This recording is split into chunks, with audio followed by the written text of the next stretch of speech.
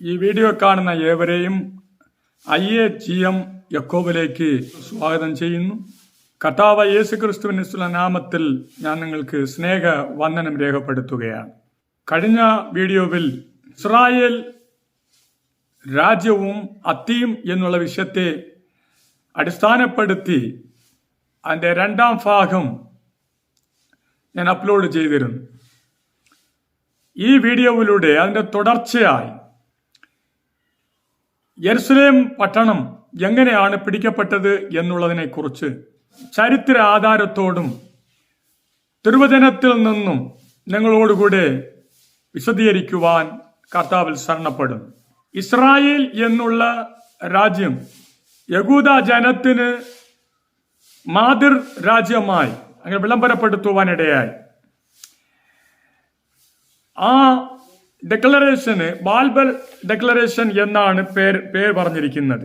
British വിദേശകാര്യ secretary ആയിരുന്ന doctor Arthur James ബാൽബർ എന്നതായ വ്യക്തി 1917 വർഷം നവംബർ മാസം 2-ാം തീയതിയാണ് പലസ്തീന നാട് യഹൂദ ജനത്തിന്റെ അവകാശമുള്ള ദേശം, അതുടെ മാതൃ രാജ്യമാണ് എന്ന് വിളംബരപ്പെടുത്തുവാനിടയായി. ഈ പ്രകടനത്തിനാണ് ബാൽബർ പ്രകടനം അല്ലെങ്കിൽ ബാൽബർ ഡെക്ലറേഷൻ എന്നുള്ള പേരായത്. ഈ ബാൽബർ ഡെക്ലറേഷന് ശേഷം തുർക്കിയുടെ കയ്യിൽ നിന്ന് പലസ്തീന നാട്ടെ പിടിച്ചെടുക്കുന്ന ഉത്തരവാദിത്വം ബ്രിട്ടീഷിന്റെ സൈന്യാധിപനായിരുന്ന ആലൻബിയിടം അവർ ഏൽപ്പിച്ചു. ഈ ആലൻബിയുടെ നേതൃത്വത്തിൽ ഒരു സൈന്യം പേർഷ്യ രാജ്യത്തിലൂടെ യെരുശലേമിക്ക് അതിൻ്റെതായ കിഴക്ക് പ്രദേശത്തിലേക്ക് അദ്ദേഹം അയച്ചു. വേറൊരു സൈന്യത്തെ തന്റെ നേതൃത്വത്തിൽ മിസ്രൈമിൽ ഉള്ള വടക്ക് തുറമുഖമായി ഇരിക്കുന്ന അലക്സാന്ദ്രിയയിൽ അദ്ദേഹം വന്നെത്തി. അവിടെ നിന്ന് അദ്ദേഹവും സൈന്യവും മിസ്രൈമിന്റെ തലസ്ഥാനമായ കെയ്റോവിലേക്ക് അവർ ചെന്നെത്തി. അപ്പൊ ഈ കാലഘട്ടം എന്ന് പറയുന്നത് അല്ലെങ്കിൽ യഹൂദ ജനം ഇസ്രായേൽ രാജ്യത്ത് നിന്ന് ചെതറി ലോകമൊക്കെയും കടന്നുപോയപ്പോൾ അതിനുശേഷം പലസ്തീന ദേശത്ത് മഴ പെയ്തില്ല എന്നാണ് ചരിത്രം പറയുന്നത്. മഴ പെയ്യാതെ ഇരിക്കുന്നത് കൊണ്ട് ആ ദേശം മുഴുവനും വരൾച്ചയും ക്ഷാമവും വെള്ളമില്ലായ്മ എന്നുള്ള അവസ്ഥയും അന്നവിടെ വളരെ ഉണ്ടായിരുന്നു. അങ്ങനെ ആലൻബി തന്റെ സൈന്യത്തോടുകൂടെ അദ്ദേഹം മരുഭൂമിയിലൂടെ അദ്ദേഹം കടന്നു വരേണ്ടതായിരുന്നത് കൊണ്ട് അദ്ദേഹത്തിനും തന്നോടുകൂടെ ഉള്ള സൈന്യത്തിനും വെള്ളമില്ലാത്ത അവസ്ഥയാണ് അവിടെ കാണപ്പെട്ടത്. മരുഭൂമിയിലുള്ള ചില നീരുറവകൾ ഉണ്ടായിരുന്നാൽ പോലും ആ നീരുറവകളിലുള്ള വെള്ളം കുടിക്കുവാൻ അദ്ദേഹത്തിന് മനസ്സില്ലായിരുന്നു. കാരണം ശത്രു സൈന്യം ആ ഉറവകളിലുള്ള വെള്ളങ്ങളിൽ വിഷം കലർത്തി കാണും.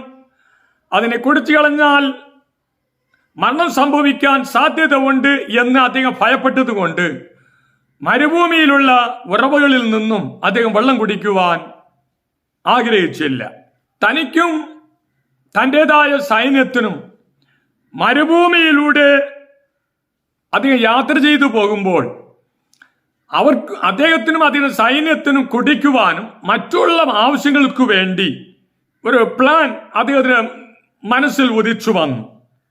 അത് എന്തെന്നാൽ മിസ്രൈം സമതലത്തിൽ കൂടി ഓടുന്നതായ നൈൽ നദിയുടെ വെള്ളത്തെ പൈപ്പുകളിലൂടെ അതിനെ യെരുശലേമിലേക്ക് കൊണ്ടുപോകണമെന്ന് അദ്ദേഹം പദ്ധതിയിട്ട് മിസ്രൈം തൊട്ട് പൈപ്പുകൾ ഭൂമിയിൽ പതിപ്പിച്ച് സൂയസ് എന്ന് പറയുന്ന ഒരു കനാലുണ്ട്.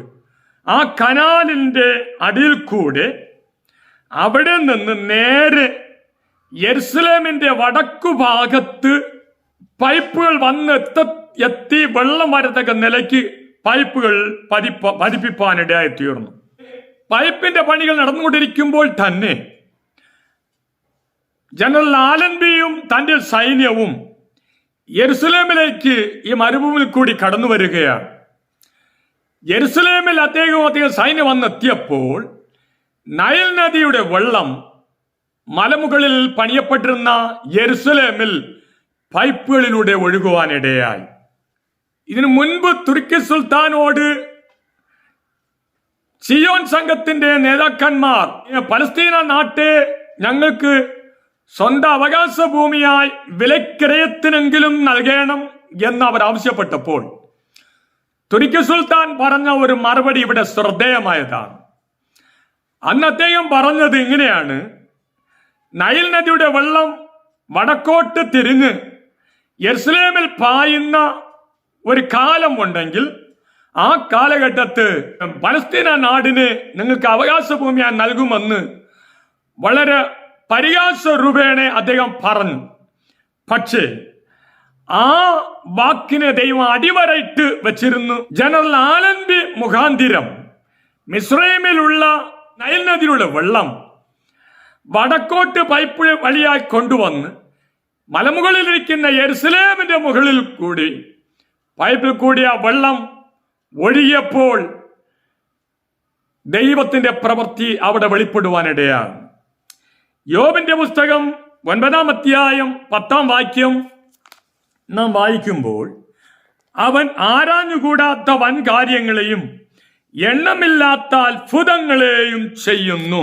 സ്വർഗത്തിലെ ദൈവം താൻ വാഗ്ദത്തം ചെയ്ത യഹൂദ ജനത്തിന്റെ അവകാശ ഭൂമിയെ വിലക്കെങ്കിലും കൊടുക്കുവാൻ മനസ്സില്ലാതെ ഇരുന്ന് വളരെ പരിഹാസരൂപേണ സിയോൻ സംഘത്തിന്റെ നേതാക്കന്മാരോട് മറുപടി പറഞ്ഞ സുൽത്താനിന്റെ വാക്ക്, മഹാത്ഭുതങ്ങളെ പ്രവർത്തിക്കുന്ന ദൈവം യോബ് 9:10 എഴുതിയിരിക്കുന്നത് പോലെ അതന്ന് നിവർത്തിക്കപ്പെടുവാൻ ഇടയായിത്തീർന്നു.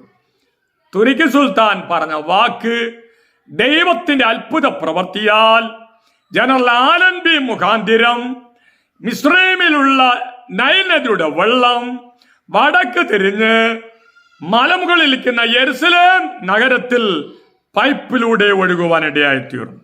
അന്ന് ഈ ആലൻബിയും സൈന്യവും യെരുസലേമിന്റെ പടിഞ്ഞാറിൽ കാണപ്പെടുന്ന സമൂവേൽ നബി എന്ന് പറയുന്ന മലയിൽ അവർ പാളയമിറങ്ങി. യെരുസലേമിന്റെ തെക്ക് പടിഞ്ഞാറ് ഭാഗത്തിലുള്ള പേർസേഫ എന്ന് അറിയപ്പെടുന്ന സ്ഥലത്തിൽ തുർക്കി സൈന്യം അവർ കാത്തുകൊണ്ടിരിക്കുന്ന സമയത്ത് ആലൻബിയും സൈന്യവും അവിടെയുള്ള തുർക്കി സൈന്യത്തെ പരാജയപ്പെടുത്തുവാനിടയായി. പരാജയപ്പെടുത്തിയ ഈ സ്ഥലം പണ്ട് ഇസ്ഹാക്കിന്റെ മകനായ യാക്കോബ് കനാൻ ദേശം വിട്ട് മിസ്രൈമിലേക്ക് ചെന്നപ്പോൾ ആ പോകുന്ന സമയം അദ്ദേഹം ആദ്യം യാഗമർപ്പിച്ച സ്ഥലമായിരുന്നു.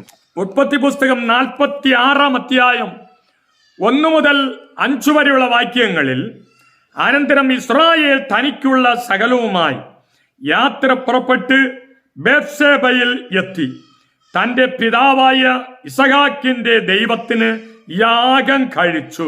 യാക്കോബ് മിസ്രൈമിലേക്ക് പോകുവാൻ താൻ തീരുമാനിച്ചപ്പോൾ സർവശക്തനായ ദൈവം യാക്കോബിനോട് അരുളി ചെയ്ത്, നീ അവിടെ പോകുവാൻ മടിക്കേണ്ട, ഞാൻ നിന്റെ ദൈവമാണ്, നിന്റെ മുർപിതാക്കന്മാരുടെ ദൈവമാണ്, ഞാൻ നിന്നോട് കൂടെ ഇരിക്കും എന്ന് കർത്താവ് അരുളി ചെയ്തു.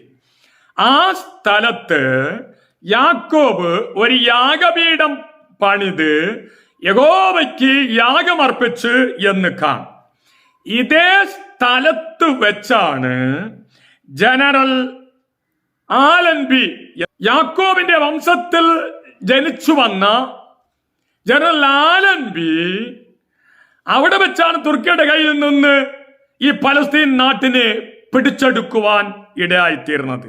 ഇതേ സ്ഥലത്തിൽ വെച്ചാണ് തുർക്കിയുടെ സൈന്യത്തെ അദ്ദേഹം പരാജയപ്പെടുത്തി കനാൻ നാട്ടിലേക്ക് അദ്ദേഹം ആദ്യമായി പ്രവേശിപ്പാനിടയായി. ജനറൽ ആലൻബി ഒരു യഹൂദ ക്രിസ്ത്യാനിയാണ്. യെരുസലേമിലേക്ക് പ്രവേശിച്ച ആലൻബിയും തന്റെ സൈന്യവും യെരുസലേമിനെ പിടിച്ചെടുക്കുവാൻ വേണ്ടി വളരെ പണിപ്പെടേണ്ടി വന്നിട്ടുണ്ട്. യെരുശലേം നഗരം എന്ന് പറയുന്നത് ദൈവത്തിന്റെ വിശുദ്ധ ഭൂമിയാണ്. ഈ വിശുദ്ധ ഭൂമിയെ ബോംബുകളിട്ട് നശിപ്പിക്കുവാനോ മനുഷ്യരക്തം ചൊരിപ്പാനോ അദ്ദേഹത്തിന് മനസ്സില്ലാതെയായിരുന്നു. ഈ തുർക്കിയുടെ കയ്യിൽ നിന്ന് യെരുശലേം നഗരത്തെ പിടിച്ചെടുക്കുവാൻ അദ്ദേഹത്തിന് വളരെ പണിപ്പെടേണ്ടി വന്നതുകൊണ്ട് അദ്ദേഹം ഒരു കാര്യം ചെയ്ത്, അദ്ദേഹത്തിന്റെ ആഗ്രഹം ഇതിൽ ബോംബിടാൻ പാടില്ല, യെരുശലേം വിശുദ്ധ ഭൂമിയിൽ രക്തം ചൊരിയാൻ പാടില്ല എന്ന് പറഞ്ഞ് ബ്രിട്ടീഷ് അരസാംഗത്തിൽ രാജാവായിരുന്ന 5-ാം ജോർജ് രാജാവിനോട് തന്റെ ആഗ്രഹത്തെ അറിയിപ്പാനിടയായി. ആ സമയത്ത് രാജാവായിരുന്ന 5-ാം ജോർജ് രാജാവ് അദ്ദേഹം ഒരു കത്തെഴുതി അദ്ദേഹത്തിന് അയച്ചു കൊടുത്ത്, ആ കത്തിൽ ഇങ്ങനെയാണ് എഴുതിയിരുന്നത്: അങ്ങ് പ്രാർത്ഥിക്കുക, പ്രാർത്ഥിച്ച് ദൈവം തന്നോട് എന്താണ് കൽപ്പിക്കുന്നുവോ അതുപോലെ അങ്ങ് ചെയ്താലും എന്ന് അദ്ദേഹം കത്തിൽ കൂടി അറിയിപ്പാനിടയായി. ഈ കത്ത് വായിച്ച അദ്ദേഹത്തിന് ഒരു ധൈര്യമുണ്ടായി.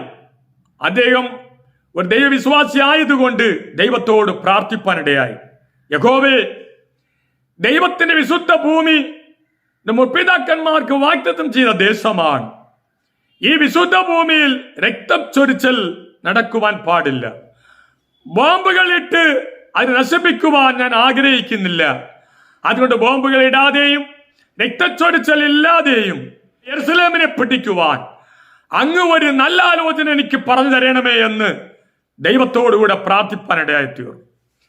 സർവശക്തനായ ദൈവം ജനറൽ ആലൻബിയുടെ ഹൃദയത്തിൽ നല്ല ഒരു ചിന്ത അദ്ദേഹത്തിന്റെ മനസ്സിൽ ദൈവം കൊടുത്ത് ഒരു ലഘുലേഖ പ്രിന്റ് ചെയ്ത് വിതരണം ചെയ്യുവാൻ ആഗ്രഹിച്ചത്.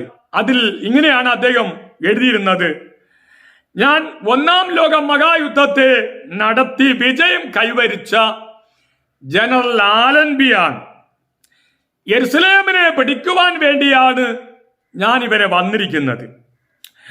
യെരുശലേമിലുള്ള അറബികളായ നിങ്ങൾ തുർക്കികളുടെ ഭരണത്തെ നിഷേധിച്ചുകൊണ്ട് ബ്രിട്ടീഷുകാരായ ഞങ്ങളോടുകൂടെ ചേരുമെങ്കിൽ ഞങ്ങൾ നിങ്ങൾക്ക് വളരെ ആനുകൂല്യങ്ങൾ ചെയ്യുവാൻ ഇടയായിത്തീരും.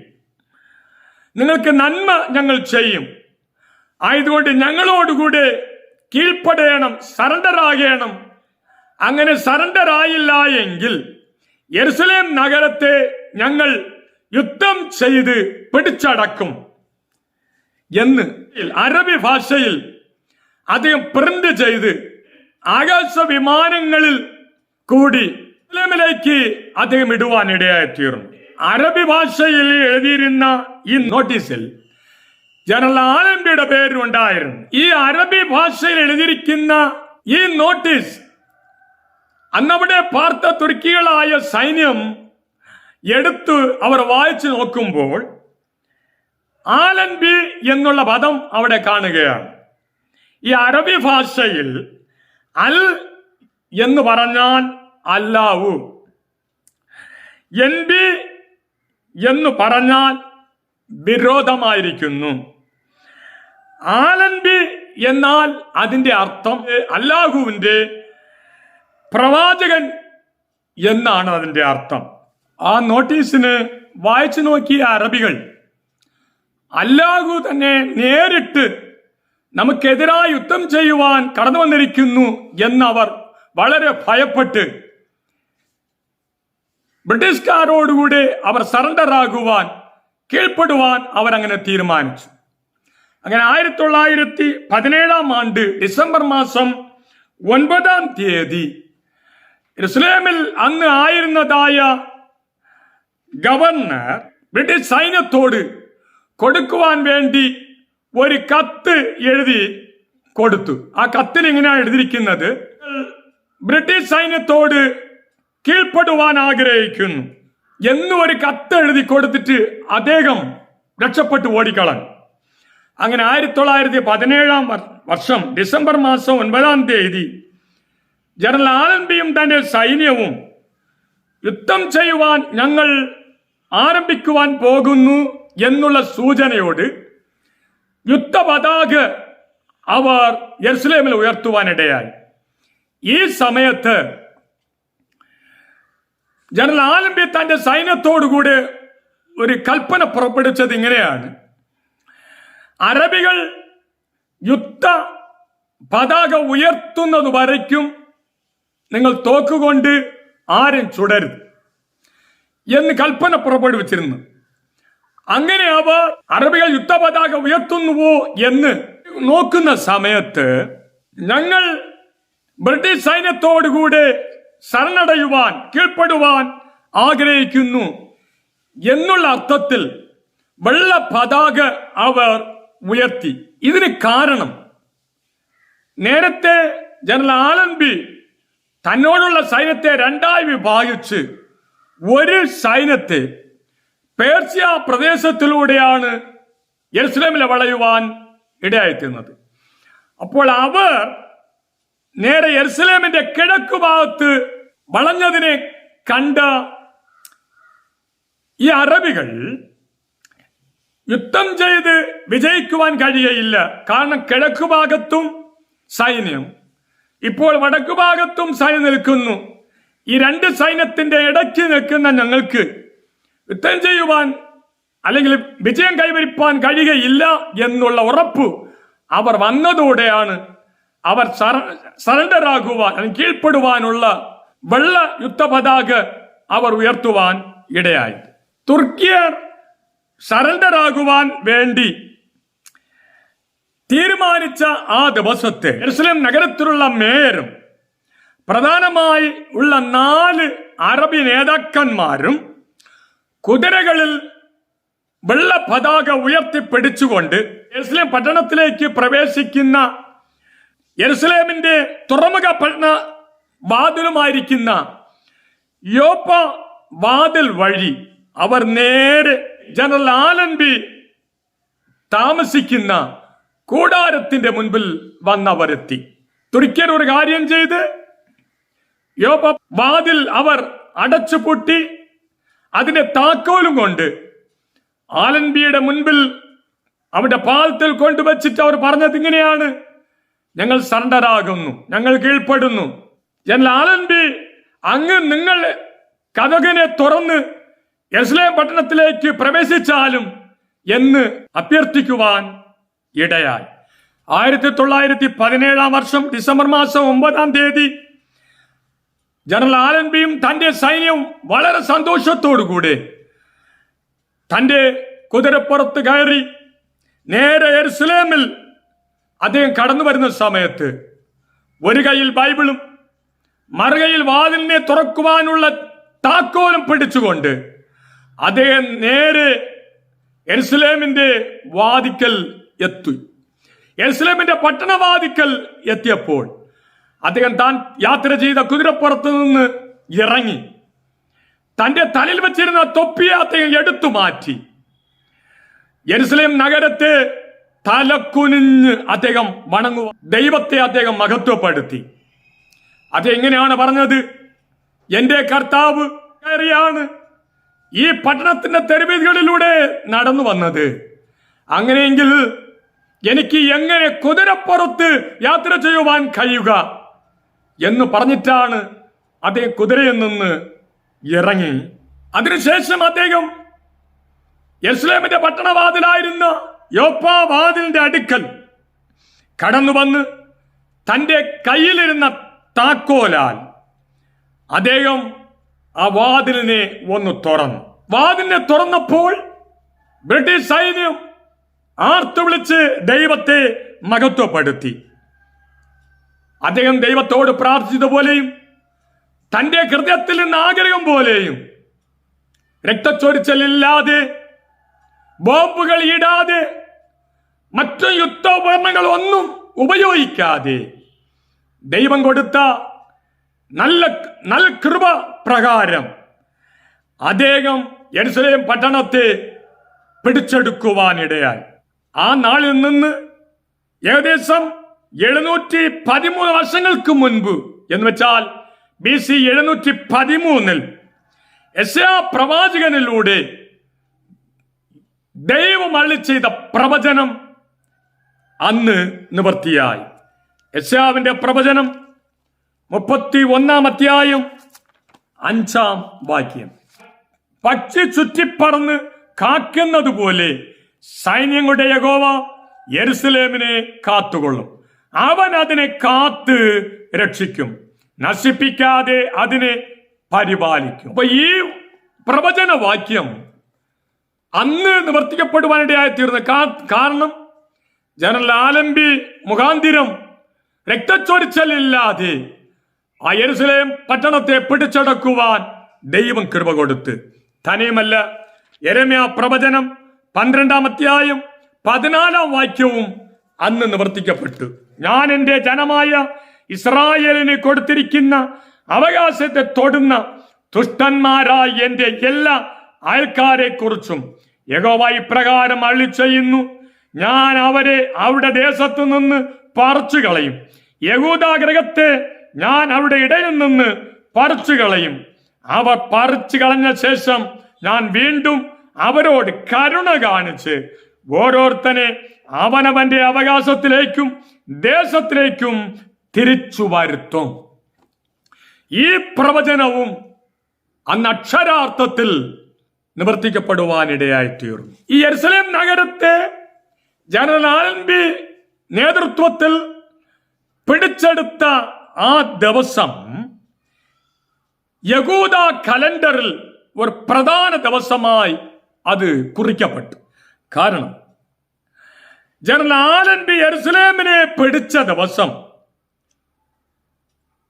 1917 ഡിസംബർ 9 ഈ 9 ദിവസം എന്ന് പറയുന്നത് അന്നത്തെ യഹൂദ കലണ്ടറിൽ 9 മാസം 24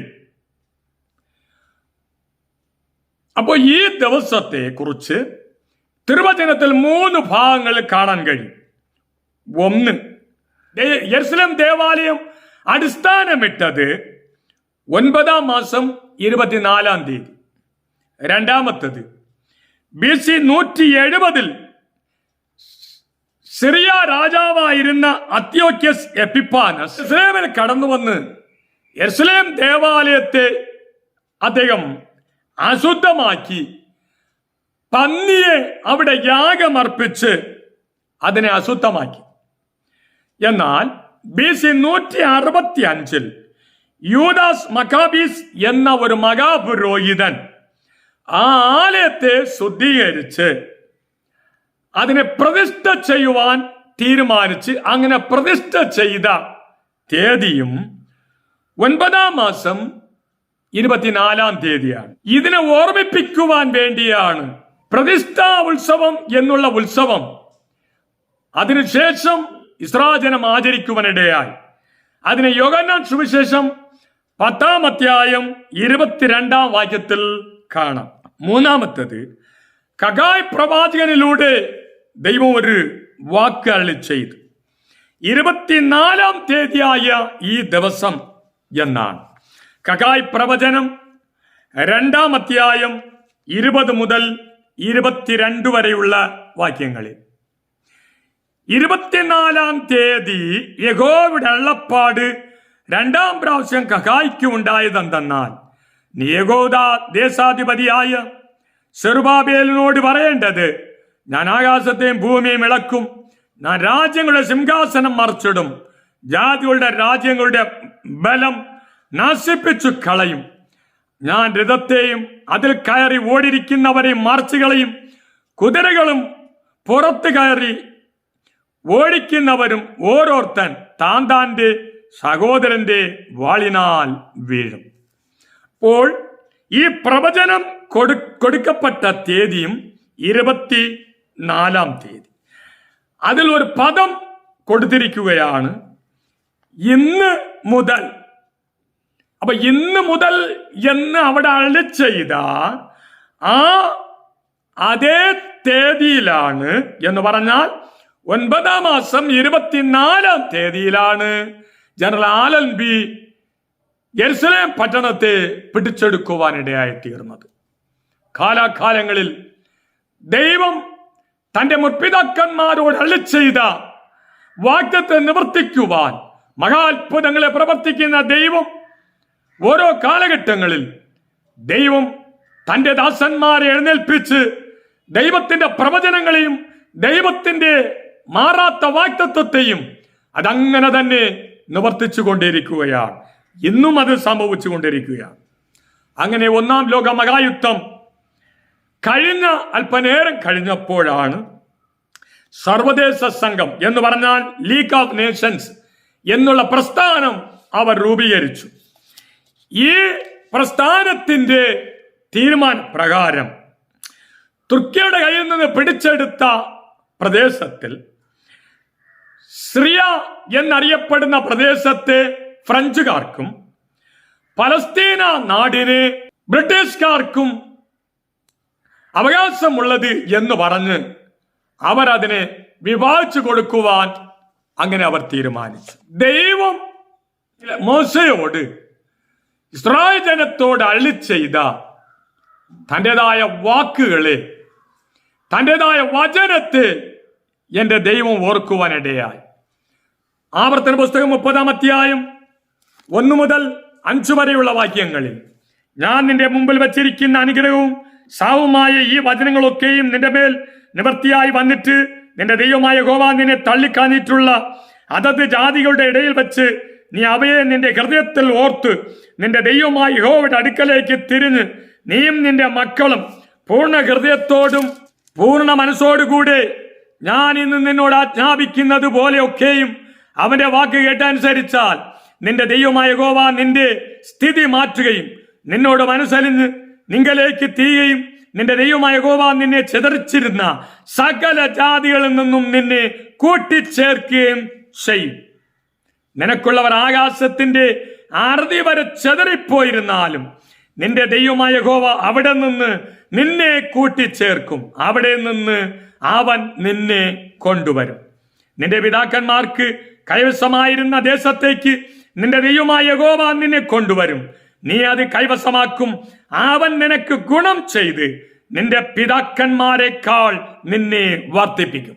അപ്പോൾ ദൈവത്തിന്റെ വാഗ്ദത്തത്തെ ദൈവം ഓർക്കുവാനും ഇസ്രായേൽ ജനത്തെ അവിടെ സ്വന്തം വാഗ്ദത്ത ദേശത്തിലേക്ക് ദൈവം മടക്കി വരുത്തുവാനും ഇടയായി. യെഹെസ്കേൽ പ്രവചനം 36-ാം അധ്യായം 24-ാം വാക്യം, ഞാൻ നിങ്ങളുടെ ജാതിയുടെ ഇടയിൽ നിന്ന് കൂട്ടി സകല ദേശങ്ങളിൽ നിന്നും നിങ്ങളെ ശേഖരിച്ച് സ്വന്തം ദേശത്തേക്ക് വരുത്തും. ഈ വാക്യത്തിലും ഇസ്രായേൽ ജനത്തെ അവിടെ സ്വന്തം ദേശത്തിലേക്ക് കൊണ്ടുവരും എന്ന് ദൈവം അരുളി ചെയ്തു. അപ്പോൾ ദൈവം ഞാൻ കൊണ്ടുവരും എന്ന് യെഹെസ്കേലുള്ള 36 അധ്യായങ്ങളിൽ 21 പ്രാവശ്യം ദൈവം പറഞ്ഞിരിക്കുകയാണ്. യെരമ്യാവ് 31:8, 28, 10, 20, യെശയ്യാവ് 43:6, മീഖാ പ്രവചനം 2:12, 13, യെശയ്യാവ് 66, 20, യെശയ്യാവ് 43:8.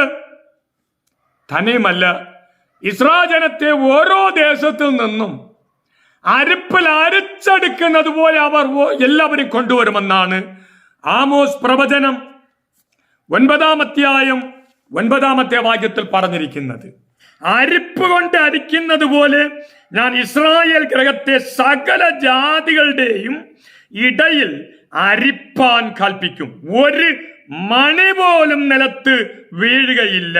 അപ്പോൾ എല്ലാ രാജ്യങ്ങളിൽ നിന്നും അരിപ്പ് കൊണ്ട് അരിച്ചെടുക്കുന്നത് പോലെ സകല രാജ്യങ്ങളിൽ നിന്നും ദൈവം അരിച്ചെടുത്ത് പലസ്തീന നാട്ടിലേക്ക് ദൈവം വാഗ്ദത്തം കൊടുത്ത ദേശത്തിലേക്ക് കൊണ്ടുവരുമെന്ന് ദൈവം തന്റെ പ്രവാചകന്മാരുടെ പ്രവചിച്ച പ്രവചനം അതുപോലെ നിവർത്തിയാകുവാനിടയായിത്തീർന്നു.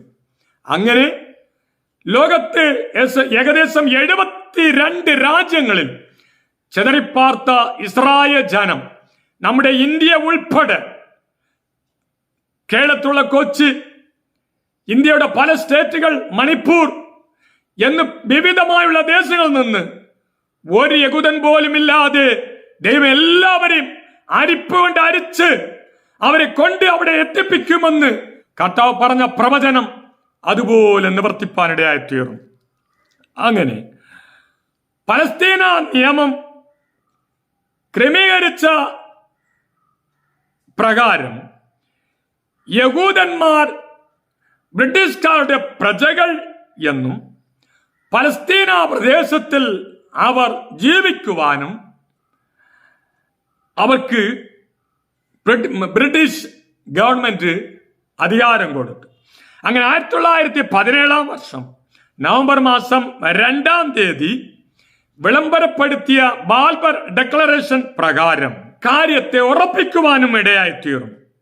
ആ അനുവാദത്തിന് പ്രകാരം AD 1920 മുതൽ ഏകദേശം 72 രാജ്യങ്ങളിൽ നിന്ന് ഇസ്രായേൽ ജനം അല്ലെങ്കിൽ യഹൂദ ജനം ചെതറിപ്പാർത്ത തങ്ങളുടെ ദേശത്ത് നിന്ന് പലസ്തീന ദേശത്തിലേക്ക്, ദൈവം വാഗ്ദത്തം ചെയ്ത ദേശത്തിലേക്ക് യഹൂദ ജനം മടങ്ങിവരവിനെ കുറിച്ച് പ്രവാചകന്മാർ അതിനെക്കുറിച്ച് മുന്നറിയിച്ചിട്ടുണ്ട്. യെശയ്യാവിന്റെ പ്രവചനം 60-ാം അധ്യായം 9-ാമത്തെ വാക്യത്തിൽ, അവൻ നിന്നെ മഹത്വപ്പെടുത്തിയിരിക്കൊണ്ട് ഇസ്രായേലിന്റെ പരിശുദ്ധനും കൊണ്ടുവരേണ്ടതിന് ദ്വീപവാസികളും തർശീസ് കപ്പലുകൾ ആദ്യമായും എനിക്കായി കാത്തിരിക്കുന്നു. അന്യജാതിക്കാർ നിന്റെ മതിലുകളെ പണിയും, അവിടെ രാജാക്കന്മാർ നിനക്ക് ശുശ്രൂഷ ചെയ്യും. അപ്പൊ ഈ വാക്യത്തിൽ കാണുന്നത് അവർ തർശീസിന്റെ കപ്പലുകളിൽ വന്നെത്തുമാണ് എന്നാണ്. ഈ പ്രവചനം തത്വത്തിൽ നിവർത്തിക്കപ്പെട്ടത് AD 1920 ഈ തർശീസ് കപ്പൽ എന്ന് പറയുന്നത് ബ്രിട്ടീഷുകാരുടെ കപ്പൽ എന്നാണ് ചരിത്രം പറയുന്നത്. തർശീസ് എന്ന് പറയുന്നത് ബ്രിട്ടീഷ് രാജ്യമാണ്. രണ്ടാമത്തത്, അവർ ആകാശ മാർഗമായി വിമാനങ്ങളിൽ അവർ വന്നിറങ്ങി. യെശയ്യാവ് 66:20 പറഞ്ഞിരിക്കുന്നത്, ഇസ്രായേൽ മക്കൾ യഹോവയുടെ ആലയത്തിലേക്ക് വെടിപ്പുള്ള പാത്രങ്ങളിൽ വഴിപാട് കൊണ്ടുവരുന്നത് പോലെ അവർ സകല ജാതികളുടെയും ഇടയിൽ നിന്ന് നിങ്ങളുടെ സഹോദരന്മാരൊക്കെയും കുതിരപ്പുറത്തും രഥങ്ങളിലും പല്ലക്കുകളിലും കോവേർ കഴുതപ്പുറത്തും ഒട്ടകപ്പുറത്തും കയറ്റി എന്റെ വിശുദ്ധ പർവ്വതമായ യെരുശലേമിലേക്ക് യഹോവയ്ക്ക് വഴിപാടായി കൊണ്ടുവരും എന്ന് യഹോവ അരുളിച്ചെയ്യും. അപ്പൊ ഇസ്രായേൽ ജനത്തിന്റെ മടങ്ങിവരവിന്റെ രീതിയെക്കുറിച്ചാണ് പറയുന്നത്. അങ്ങനെ അവർ കുതിരപ്പുറത്ത് കടന്നു വന്നു, രഥങ്ങളിൽ അവർ കടന്നുവരുവാനിടയായി, മറ്റും വാഹനങ്ങളിലൂടെ കടന്നു വന്ന്, കഴുതപ്പുറത്ത് അവർ കടന്നു വന്നു. അവിടെ വളരെ വേഗമായി ഓടുന്ന ഒട്ടകപ്പുറത്ത് കടന്നു വരും എന്ന് യെശയ്യാവ് പ്രവചിച്ചിരിക്കുകയാണ്. ഈ ഒട്ടകപ്പുറത്ത് കടന്നു വരും എന്നുള്ള പദത്തിന് എബ്രായ ഭാഷയിൽ കർക്കരോച്ച് എന്നുള്ള എബ്രായ വാക്കാണ് പറഞ്ഞിരിക്കുന്നത്. കർ എന്നാൽ അടുപ്പ് അല്ലെങ്കിൽ ചൂള എന്നാണ് അതിന്റെ പേര്. കരോച്ച് എന്ന് പറഞ്ഞാൽ കുടിൽ എന്നാണ്. അപ്പോൾ കർക്കരോച്ച് എന്ന വാക്കിന്റെ അർത്ഥം ചൂളക്കുടിൽ എന്നാണ് അതിന്റെ അർത്ഥം എന്ന് ഡോക്ടർ C.H. ഹുക്ക് എന്ന് പറയുന്ന വേദപണ്ഡിതൻ അദ്ദേഹം പരിഭാഷപ്പെടുത്തിയിരിക്കുന്നു. എന്ന് പറഞ്ഞാൽ യെശയ്യാവ് തന്റെ പ്രവചനാത്മാ കണ്ണാടിയിലൂടെ കണ്ടപ്പോൾ ഒട്ടകപ്പുറത്ത് കടന്നു വരുന്ന ഒരനുഭവത്തെ, പുക എഴുന്നേറ്റു വരുന്നതായ ചൂളക്കുടിൽ, അതിനെ കണ്ടിട്ടാണ് അദ്ദേഹം ഒട്ടകപ്പുറത്ത് കടന്നു വരുന്നത് എന്ന് എഴുതിയിരിക്കുന്നതായി ഈ ഡോക്ടർ C.H. ഹുക്ക് അദ്ദേഹം വ്യാഖ്യാനിക്കുന്നു. കർക്കരോച്ച് എന്ന എബ്രായ വാക്കിന് പുക എഴുന്നേൽപ്പിക്കുന്ന ചൂളക്കുടിൽ എന്നാണ്. കുടിൽ പോലുള്ള വണ്ടികളിൽ പുക വരുന്നത് അദ്ദേഹം പിൽക്കാലത്ത് മനുഷ്യൻ കണ്ടുപിടിക്കുന്ന പുക എഴുന്നേൽപ്പിക്കുന്ന തീവണ്ടിയെ അദ്ദേഹം കണ്ടിട്ടാണ് അദ്ദേഹം ഒട്ടകപ്പുറത്ത് അവർ കടന്നു വരും എന്ന് പ്രവചിച്ചിരിക്കുന്നത്.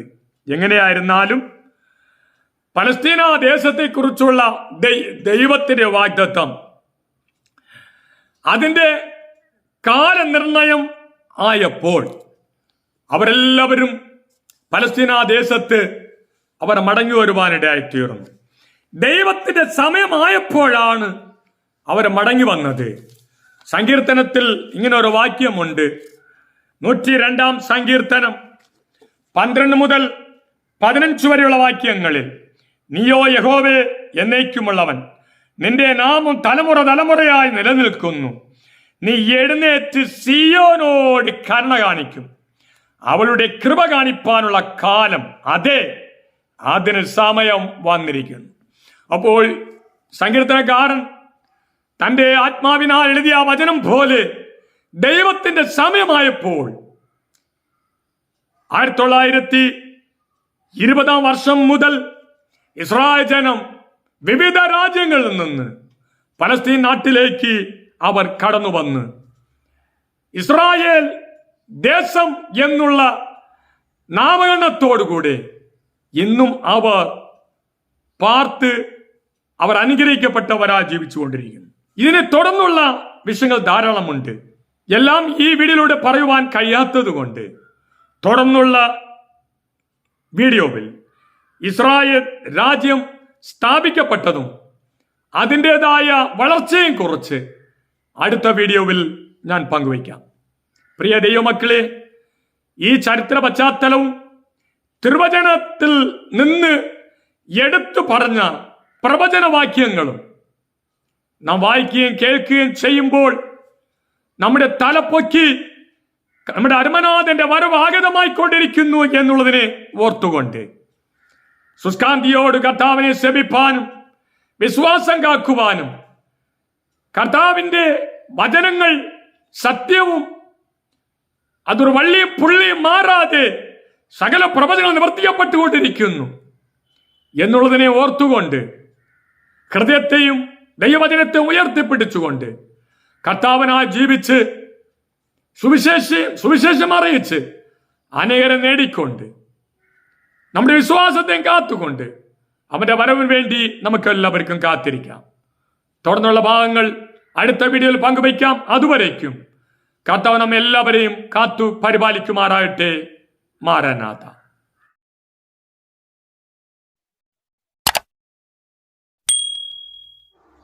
May God bless you.